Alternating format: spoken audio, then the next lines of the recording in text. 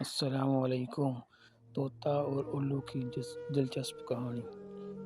ایک دفعے کا ذکر ہے کہ ایک طوطا طوطی کے گزر ایک ویران سے ہوا ویرانی دیکھ کر طوطی نے طوطے سے کہا، کس قدر ویران گاؤں ہے؟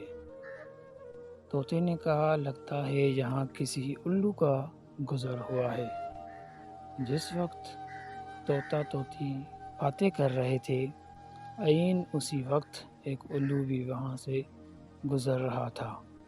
اس نے طوطی کی بات سنی اور وہاں رک کر ان سے مخاطب ہو کر بولا، تم لوگ اس گاؤں میں مسافر لگتے ہو، آج رات تم لوگ میرے مہمان بن جاؤ، میرے ساتھ کھانا کھاؤ۔ الو کی محبت بھری دعوت سے طوطے کا جوڑا انکار نہ کر سکا اور انہوں نے الو کی دعوت قبول کر لی۔ کھانا کھا کر جب انہوں نے رخصت ہونے کی اجازت چاہی تو الو نے طوطی کا ہاتھ پکڑ لیا اور کہا، تم کہاں جا رہی ہو؟ طوطی پریشان ہو کر بولی، یہ کوئی پوچھنے کی بات ہے، میں اپنے خاوند کے ساتھ واپس جا رہی ہوں۔ الو یہ سن کر ہنسا اور کہا، یہ تم کیا کہہ رہی ہو جبکہ تم میری بیوی ہو؟ اس پہ طوطا طوطی الو پر جھپٹ پڑے اور گرما گرمی شروع ہو گئی۔ دونوں میں جب بحث و تکرار زیادہ بڑھی تو الو نے طوطے کے سامنے ایک تجویز پیش کرتے ہوئے کہا، ایسا کرتے ہیں، ہم تینوں عدالت چلتے ہیں اور اپنا مقدمہ قاضی کے سامنے پیش کرتے ہیں، قاضی جو فیصلہ کرے گا وہ ہمیں قبول ہوگا۔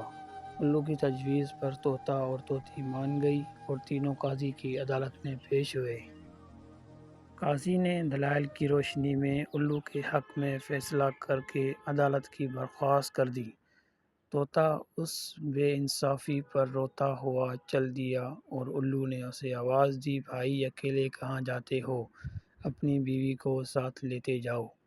طوطی نے حیرانی سے الو کی طرف دیکھا اور بولا، اب کیوں میرے زخموں پر نمک چھڑکتے ہو؟ اب یہ میری بیوی کہاں ہے؟ عدالت نے اسے تمہاری بیوی قرار دے دیا۔ الو طوطے کی بات سن کر نرمی سے بولا، نہیں دوست، یہ طوطی تیری نہیں